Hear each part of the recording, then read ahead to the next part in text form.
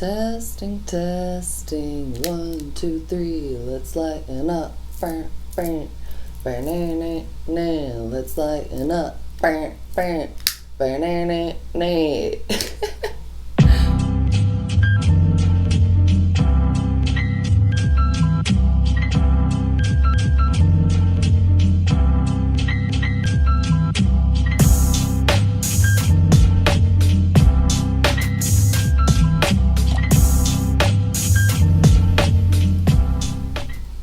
What's up, fam? It's Kalla from Recalibrate here with my very first podcast.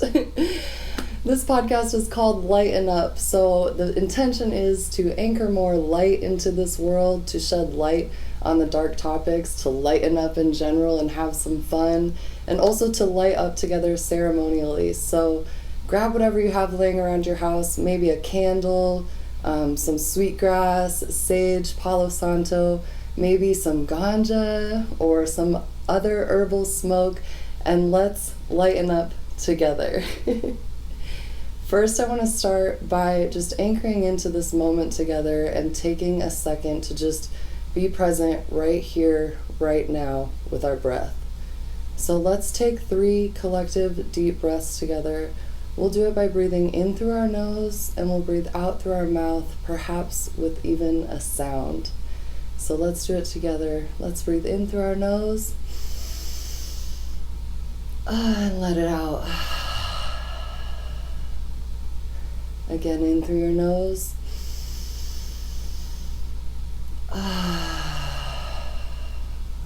Last one.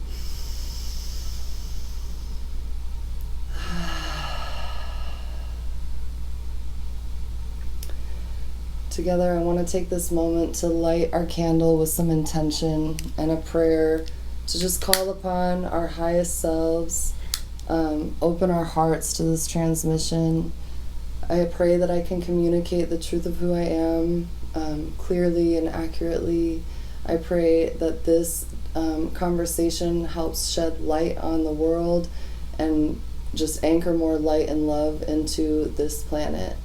And I pray that you listening get something out of this, whether it just be some entertainment or just, something, a little gem for your own path. We're all here to help each other, and we're all here to ascend. So thank you for being here. Thank you, Spirit. Aho. Thank you so much for tuning in to listen to what I have to say. I can't even tell you how humbling it is to be here doing this podcast after so many years of this being my intention that I wanted to start a podcast. I have so much that I want to say. I want to talk about the intention of this podcast, where the name came from. I want to give you a little bit of my background and my history, just so you kind of know who I am. I know a lot of you watching probably do know who I am, but a lot of you are new here, so I just want to give you an idea of who I am and tell you a little bit about my background, because it's definitely unique.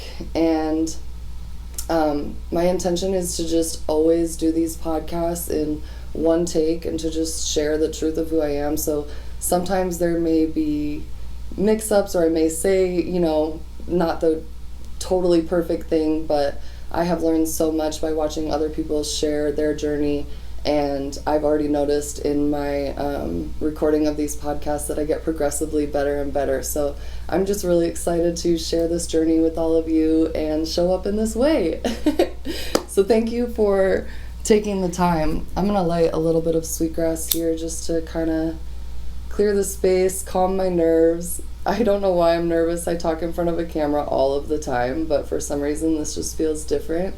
And it feels big and it's exciting. I have been, like I said, wanting to start a podcast for years, and it wasn't until a couple months ago when I finally just decided to let go of all of the things that I had said I wanted to do and just allow them to flow back into my life naturally, that this even came to be. I have, like many of you probably, have had throughout the years so many things I want to do. I want to learn this, I want to teach that, I want to do this, that, the other thing. And it can be overwhelming at times because it feels like we have so much to do in so little time. And I just want to remind everyone that the most important thing you can be is present right here in this moment. And that's enough. That's really enough. And it's when you realize that and get in that moment of realizing just fuck it, it doesn't matter, I'm gonna just be, that then things start to move and shift. At least that's my experience.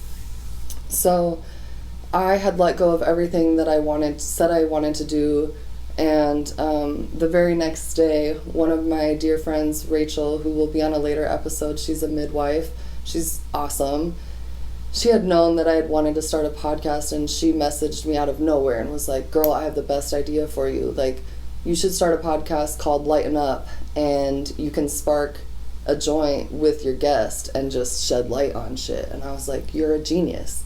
So right after, the day after I said I was going to let go of everything, I was given this opportunity, or not opportunity, but given this idea and inspiration. It was like Source gave it to me through my friend Rachel.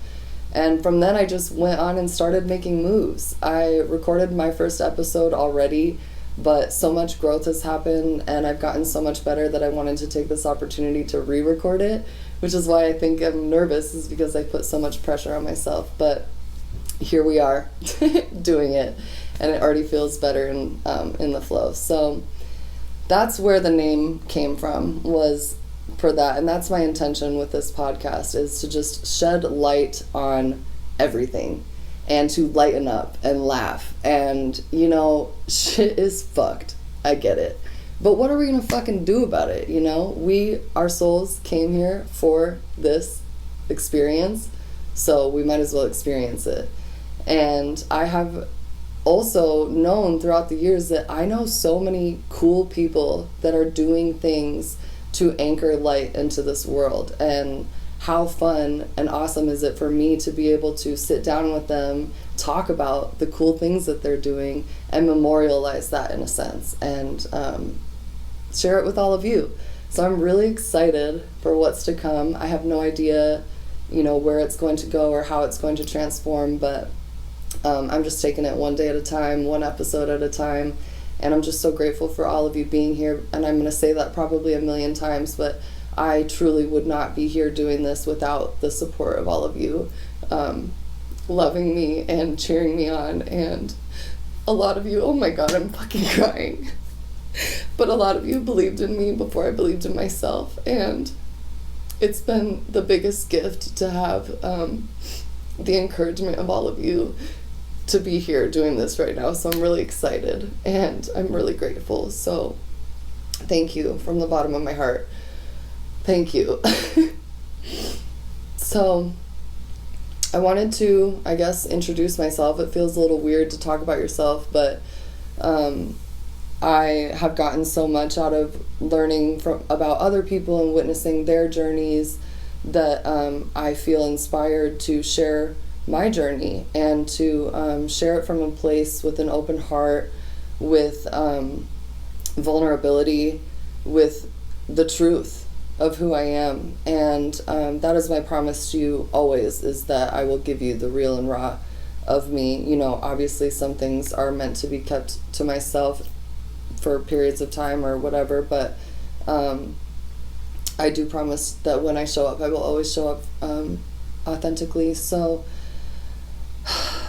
I also want to preface this story by saying this is just my journey, and there's no one right way to do anything. There's a multitude and million ways to do things. And if you get anything from this story, I hope it's that there's no fucking rules. You can do whatever you want.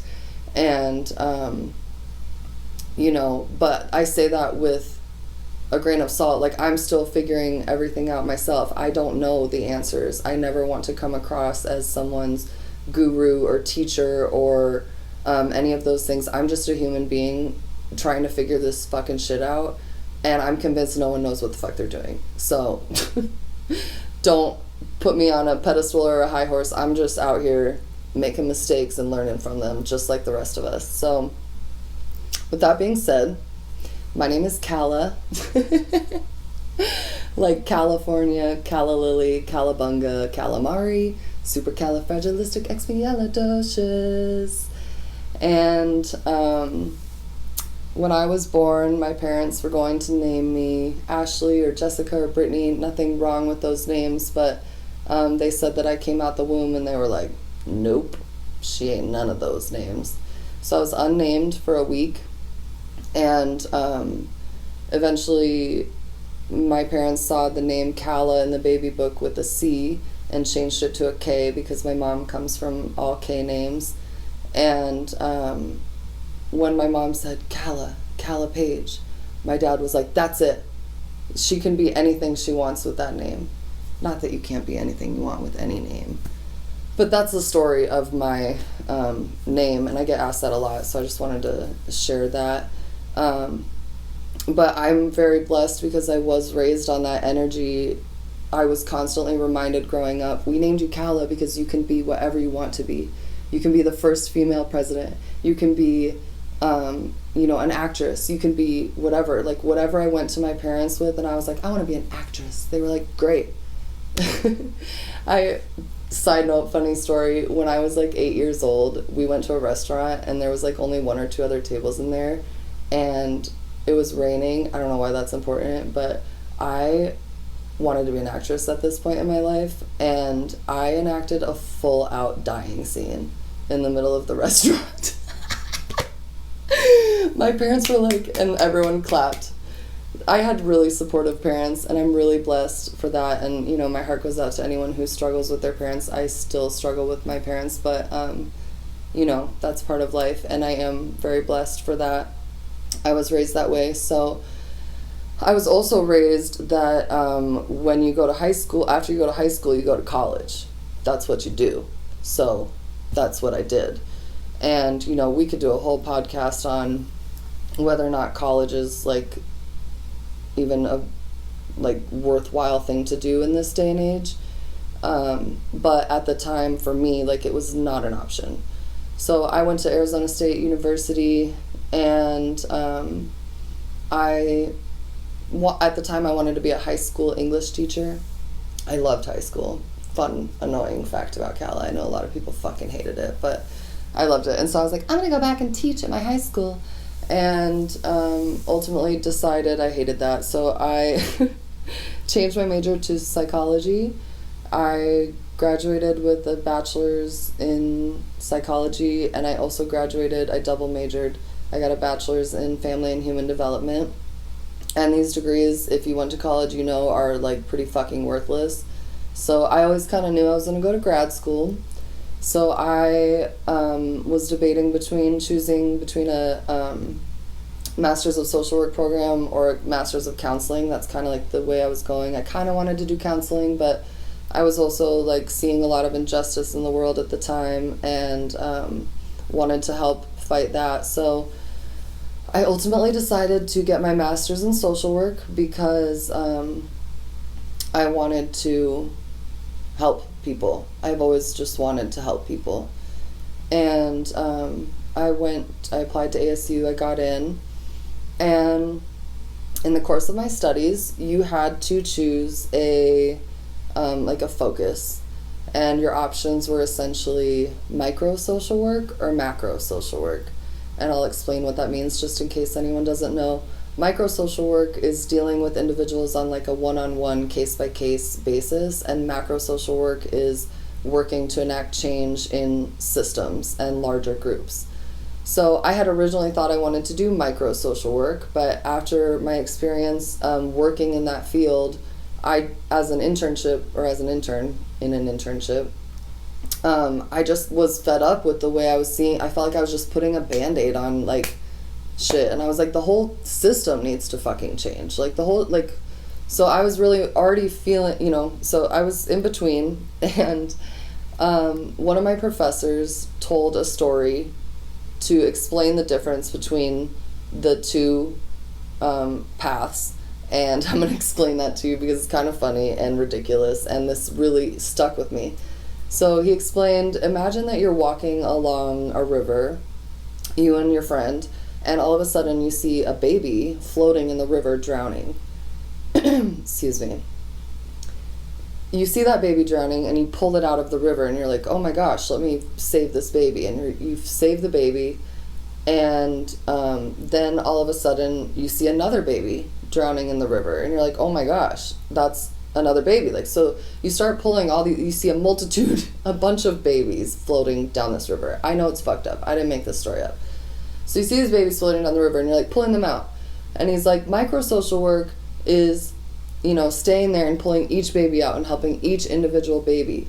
But like, is one of you gonna go run to the top of the river and stop the fucking dude who's throwing the babies in the river? I shouldn't say dude. It could be a lady. Stop the fucking lady from throwing the babies in the river?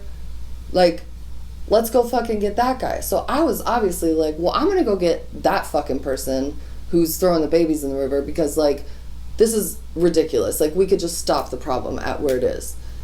So I was like, all right, macro social work, here we go. And this same professor informed us that this year at ASU, they were starting a dual program where you could get your Juris Doctorate, your law degree, that's the same thing, and your master's in social work. And you could do it in 4 years instead of 5 years. So I was like, well, fuck, like, I want to change the world. We need to change the laws. So I'm gonna go to fucking law school. And like, I've never wanted to go to law school. My parents would say, like, you always argued with us, like, we knew you'd go to law school, but like, well, I argued out my way out of groundings, which I'm brushing dirt off my shoulder, a la Jay-Z.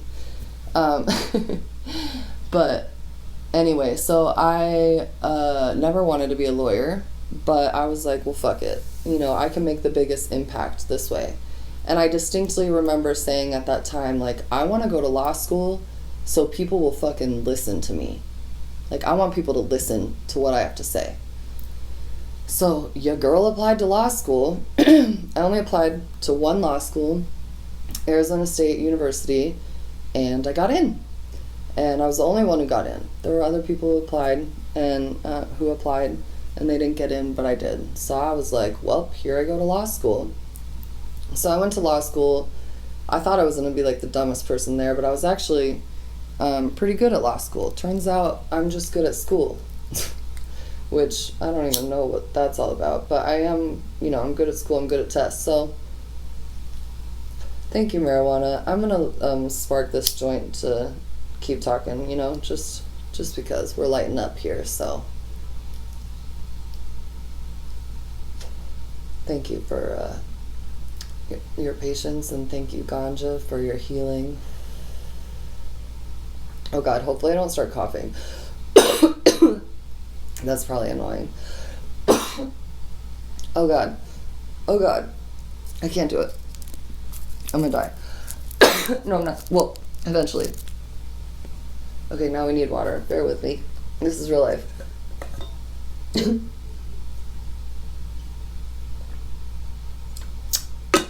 Alright. Woo! Well, that one hit did me good, so we good.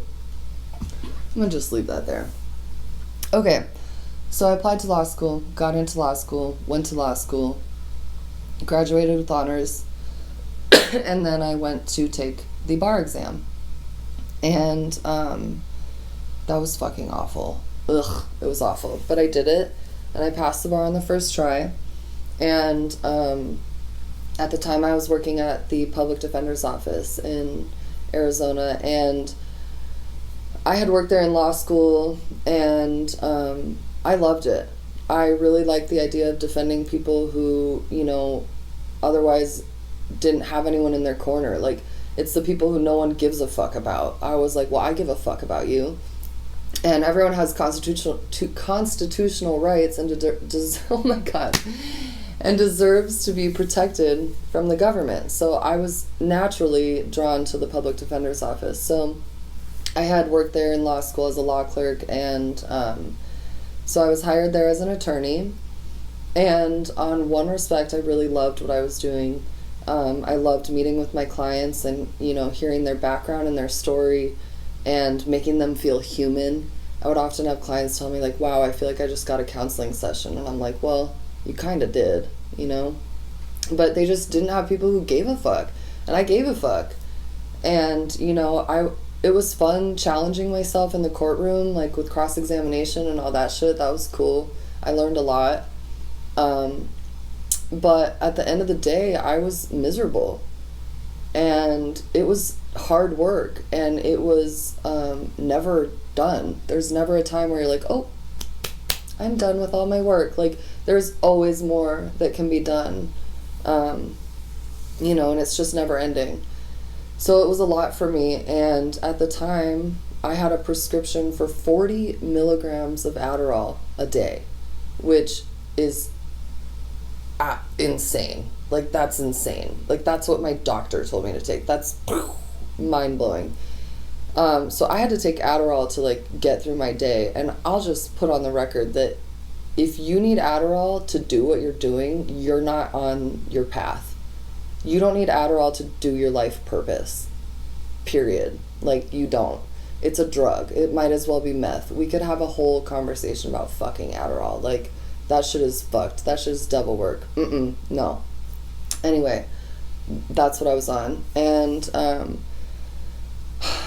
I wouldn't say I was ever suicidal. Like, I was actually going to kill myself. But there were many nights where I would just pray to die. I just wanted to die. I hate, like, waking up in the morning was the worst thing ever. And that led me, between the depression and the anxiety and the Adderall and all of these things, like, I was sleeping through my alarms. And that ultimately led to me, you know, I got in trouble at work for sleeping in through my alarms. And, like, I don't get in trouble. Like, I was the kid who did everything as I was supposed to. Like, I was fucking on my shit. So for me to be, like, getting written up at work, that's never happened to me. And I remember I slept through my alarms, and they were like, we have to write you up. I'm so sorry. Like, everyone loved me. We had a great relationship and everything, but they knew, you know, I was not in a good place.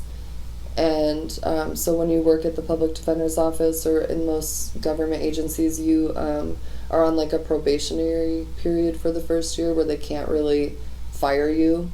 But then after that, the first year they can fire you. Pardon me. The first year they can fire you. You're on a probationary period. And the second year, or, like, after the first year, when your probation ends, you kind of have, like, a tenure where they can't really fire you. And my probation was extended for 6 months the day before it was set to expire. And I was like, I'm not going to be here in 6 months. Like, I need to get the fuck out of here. Like, I knew I wasn't going to be there. And I had gone to the doctor, like, listen, something's wrong with me. Like, I'm sleeping through my alarms. Like, I feel like I have narcolepsy. Like, I took a quiz. I got narcolepsy. And so I was scheduled to go do a sleep study. And I slept through it, so that never happened. I slept through the consultation for the sleep study. So this just is an idea of where I was at. But simultaneously with all of this going on, I was also going through, like, a pretty major spiritual awakening. I've always been spiritual in different respects throughout my life. I've done a lot of, like, transformations and rebirths in that respect. But at this point, you know, like, I was raised Christian, then I looked into Mormonism, I looked into several other religions, and then I was, like, agnostic. Then in, like, 2008 or something, I watched Zeitgeist, and I was like, well, I'm atheist now, like, this shit is fucked, and the whole thing's fucked. And then after I was atheist, then I kind of, like, eventually started, my friend's mom showed me a deck of oracle cards in 2013, and that, like, opened me back. Like, I was opening back up, but that's what really opened me back up to spirituality. So I'd already been in the spiritual game, but at this point I was, like, learning about my power in the co-creation of spirituality, and I was having other people who were, like, even deeper in spirituality around me teaching me a lot. So I was reading this book called Ask Your Guides by Sonia Choquette, and in this book she's like, you know, you have free will. So, but you also have all of these angels and guides and light beings or God or whatever you want to call it on the other side that's just sitting, waiting to help you, but you have to ask. They cannot intervene until you ask, because you have free will. And for whatever reason, like that, I like opened something in me. Like I had known that, but reading the way she had written it, I was like, oh, duh. So I got out a piece of paper, and she was like, you can, you know, write a letter and burn it, and that's a good way to like send it off. And so that night I got out paper, and I was like, dear angels or guides or whatever, like, I'm fucking miserable. Like, I was crying. I was just crying. I was in so much pain. I was like, I'm fucking miserable. Like, I know I'm not on my path. I know this is not what I'm supposed to be doing. Like, please intervene as necessary and put me on my path. Like, I beg you. Like, I was begging Spirit to help me. And the very next day, both of my alarms were on silent, which is like one of my alarms, it's like weird as fuck that it could even be on silent. And I was like, I'm gonna get fired. Like, holy fuck, I'm about to get fired from my first lawyer job. Like, it was awful. I was 28 at the time, so this was, and it was 2017. This was like my Saturn return. This was my dark night of the soul, whatever the fuck you want to call it. Like, shit was fucked. So I was like, I'm gonna get fired. And I did. And it was sad and awful. But while it was happening, I just had this peace about me. Like, I knew I asked for this. Like, I knew that this is what needed to happen, because I wouldn't have left. Like, I was so afraid of my student loan debts that I was committed to being there for the next 10 years. And not only that, but like my whole identity was tied to being a lawyer. Like, they brainwash you in law school to think you're like super fucking important, which, whatever, it's debatable, but like, you know, I was like, I'm a lawyer, and like, bitch, you ain't shit. Like, that's what the universe taught me. You ain't shit. But you're also everything. Like, you're also everything. But I had to lose who I thought I was to figure out who I actually am. And it was tough.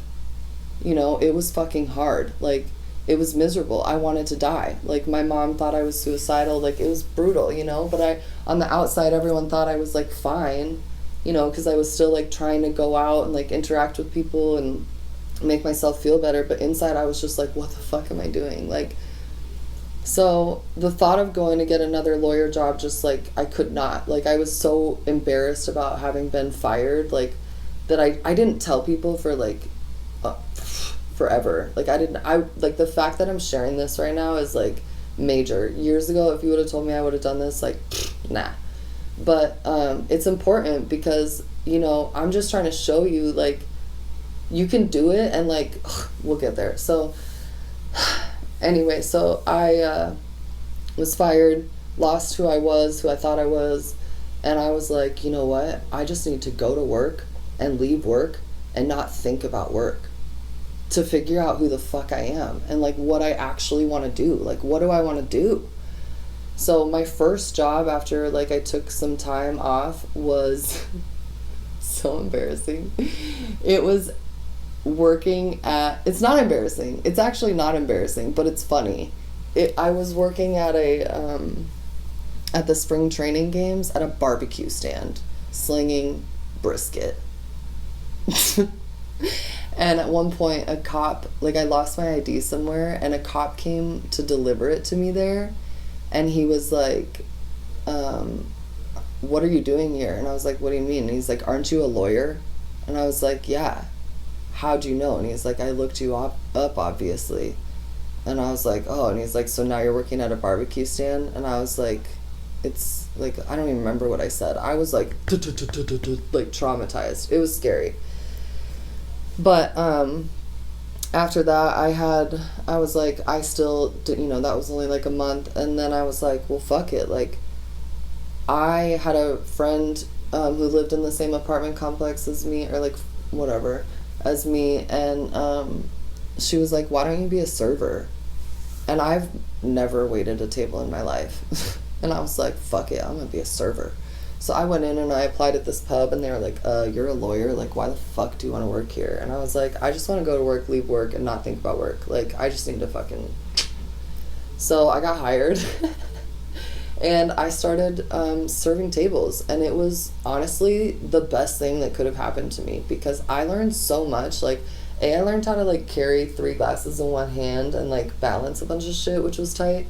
But I also learned social skills. I learned how to clean up after myself and clean up after other people. Like, it just really humbled me and changed me. And I'm very grateful for that experience. So I did that for a couple years.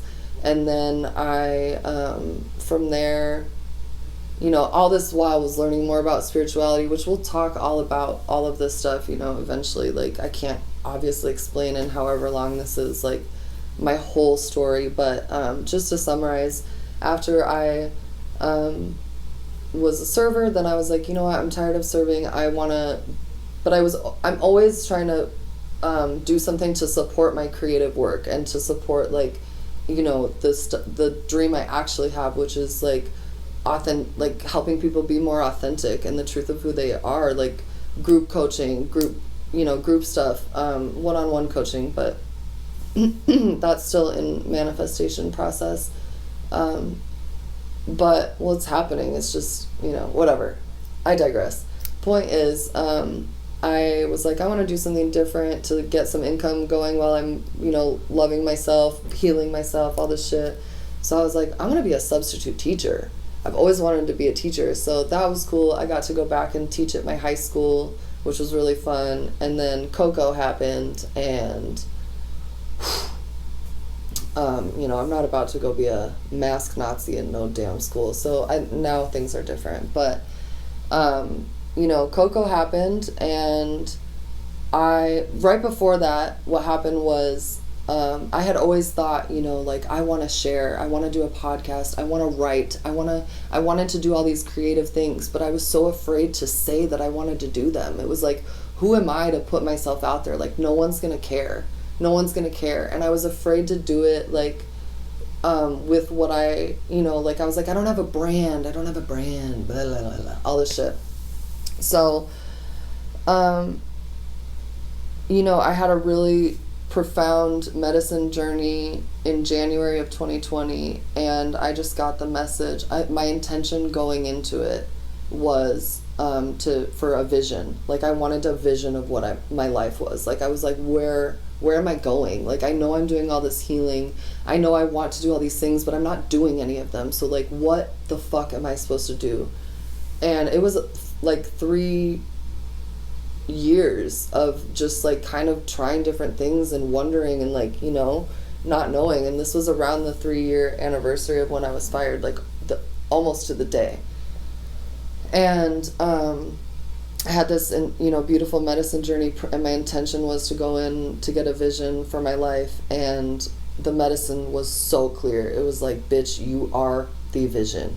You are the vision. That's it. You. Just be you. That's it. That's that. Done. Boom. And I was like, oh my God, that's so simple. And it was, like, silly how simple it was. So I, after that, was like, well, shit. Like, what do I do now? What do I do now? Like, Spirit, make it clear. Like, what do I do? And I got home. We were in Sedona, and I got home, and I was sitting in the grass in my backyard, and my mom called me, and she was like, Kalla, Kobe Bryant died. And I was like, what? Like, and I bawled. Like, it affected me in a way I had no idea. Like, I was a Lakers fan growing up, but if you would have told me I was gonna cry when Kobe died, like, I wouldn't have believed you. So I cried, and I felt it was like it was like that's what I needed to catapult me into motion, because I realized, like, after having this intense vision that I am the vision, and then this person died, I was like, everything that is Kobe Bryant just died with him. Like, if I don't start putting myself out there, no one's gonna know, and I'm gonna die having done nothing. So that day, I got on my personal Instagram, and I just put out a video bawling my eyes out, talking about Kobe Bryant and my medicine journey. And then that was it. And then Coco happened. And and I put something on. I had been doing like a writing challenge where I was writing every day for 66 days. I told myself I would, and I wrote a entry about how Coco was the flu, and everyone screamed and yelled at me, and so I was like, fuck this, I need to get off the internet, because at first when Coco came out I was a little afraid. So I got off the internet, and I just prayed and prayed and prayed and was like, you know what, it's going to come to me. Like, this name, I'm going to have a name, and I need to start a separate account. Like, I'm going to start a separate account, and it's going to come to me. And I was talking to a friend of mine, and he was like, I think your name needs to be in it. And I was like, oh, okay. My name needs to be in it. Because he would call me Kalla and, like, stuff like that. So I was like, okay, my name needs to be in it. And one night I was sitting there, and I was like, recalibrate. That's everything I am. Like, because for so long it was like I'm putting myself in a box, and I didn't want to do that because I'm so many things. And like, recalibrate was just it. To change the way you do or think about something, recalibrate. Boom, that's me. Like, that's what I'm here to do. And you know, it's been a really beautiful and intense and roller coaster of a journey, and it's still going. But I just share that so you know, like, where I came from and where I'm at now, and so you can see where I'm going if you give a fuck. But you know, this is really just about like me memorializing my journey, sharing it, in case someone else gets something out of it. You know, this is a way that I can show up, and it feels good and it feels inspired for me to do so. So thank you for holding the space for me on your timeline in your life, to share this and this story. So the other thing I want to say before I go is, none of this ever that I talk about constitutes legal advice or medical advice or any sort of advice. This is just me sharing my journey and what's worked for me, and what works for you is going to be something completely different entirely, and that's the beauty of this human experience. So I just want to give that disclaimer. And I hope I said everything. I feel like I did. I just really want to stress again my gratitude for all of you for being here and listening and caring. Like, when I started Recalibrate and people started to care about what I had to say, it was like just what I needed to keep me going and to get me here. So have patience with your process and your journey. Like, these things take time, and it's healthier and better when we start from a strong foundation, because then now I'm in a place where, like, you know, regardless of what happens with this podcast, I feel so good and complete for even having done it, and that's all that matters. So thank you Spirit, thank you friends, family, everyone.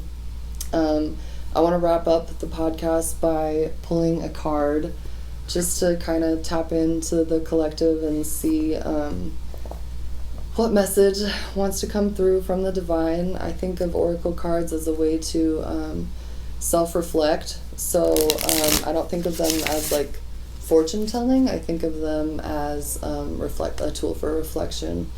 So as with everything I say, you know, if it applies, then great. But if not, just let it fly. You know, we're never going to agree with everything that everyone says. So, all right. So I'm going to shut up and just get quiet here and tap into what card wants to come through for the highest good of myself, the highest good of everyone watching.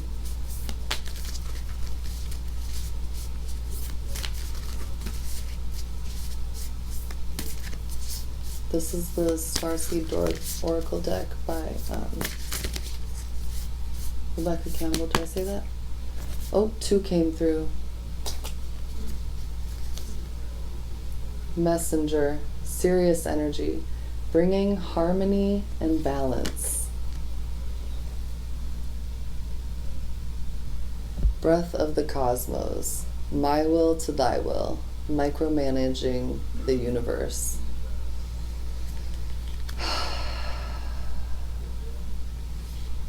I'm like, I can think of how these cards apply to myself. It's so easy to, like, micromanaging the universe, my will to thy will. It's so easy when we're doing something, like when I'm doing this podcast, for me to you know, watch it and be like, oh, I said that wrong, or I did that wrong, and like, you know, things go wrong, like my phone just shut off, and so right before I was about to pull the card, luckily, like, I didn't even need to tell you that happened, but, you know, that happens, and I'm like, okay, you know, I could sit here and micromanage and critique this whole thing a million times, but if I did that, it would never be released. Like, it's never going to be perfect. And so, you know, that applies to all of us. Like, whatever you're doing doesn't have to be perfect. You can just put the message out there. Just do it. It doesn't have to be perfect. Just put the message, whatever it is. You know, your message can be to your loved one, to your kid. It can be on the internet, whatever it is. Like, we are bringing harmony and balance with our message, and the universe has got us. We don't got to micromanage it. So thank you for letting me show up vulnerably. Thank you for taking the time to listen to my podcast. I have the Kaleidoscope Kid on next week, which I just want to give him a quick shout out. Like, Kaleidoscope Kid, Josh, is my brother. Like, he's my fam. And he has been instrumental in me starting this podcast, like, between helping me make the logo for, or the album artwork for the podcast, to helping me, he's letting me use the song on the podcast. He helped me structure how I wanted to do things. He's doing an episode with me. I'm recording in his room right now. Like, I'm just so grateful for his friendship, and, you know, it's just so inspiring when we all can be that reflection for each other and really foster in each other what, you know, the highest version of ourselves. So like I said, like, all of you seeing me and honoring me has allowed me to step into this version of myself. So I hope you know that I see all of you in your highest light and your highest vibration, and I'm so grateful to be here, and I feel like I just fucking did it, yo. Thanks, guys. Lighten up. Love you. Mwah.